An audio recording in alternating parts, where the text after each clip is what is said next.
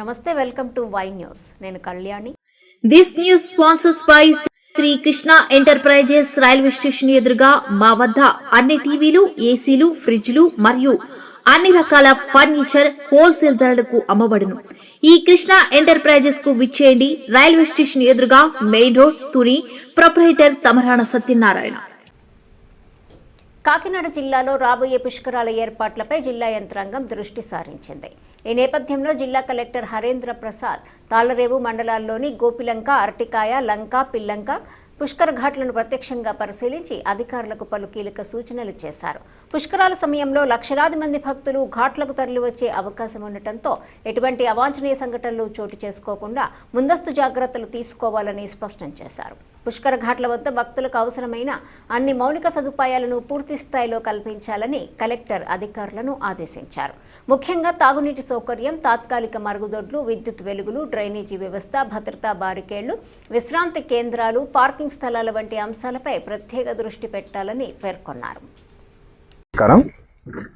రాబోయే 2027 సంవత్సరం గోదావరి పుష్కరాలు నేపథ్యంలో మన కాకినాడ జిల్లాలో తాళ్లరేవు మరియు కాజలూరు మండలాల్లో ఉన్న ఘాట్స్, పుష్కర్ ఘాట్స్ అన్ని కూడా ఈరోజు ఇరిగేషన్ మరియు ఆర్ఎన్బి సిబ్బందితో కలిసి విజిట్ చేయడం జరిగింది.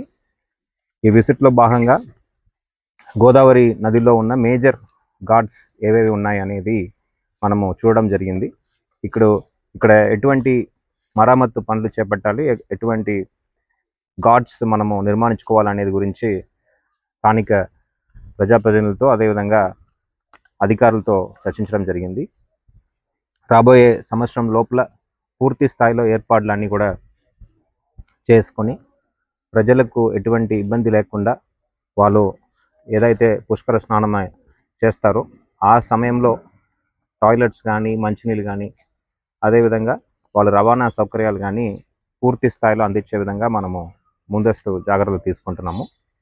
ఈ కార్యక్రమాలన్నీ కూడా రాబోయే నెలల్లో ప్రారంభిస్తూ మనం అనుకున్న టార్గెట్స్కు ముందుగా అంటే జూన్ 26 నుంచి జూలై 7, 2027 మనకి ఈ గోదావరి పుష్కరాలు జరగబోతున్నాయి. దానికి ముందుగానే ఇవన్నీ కూడా పూర్తి చేసుకోవాలని ఒక అంచనా వేసుకొని ముందుకు వెళ్తున్నాము. దీనికి సంబంధించి ఈరోజు కొన్ని ఘాట్స్ పరిశీలన చేయడం జరిగింది.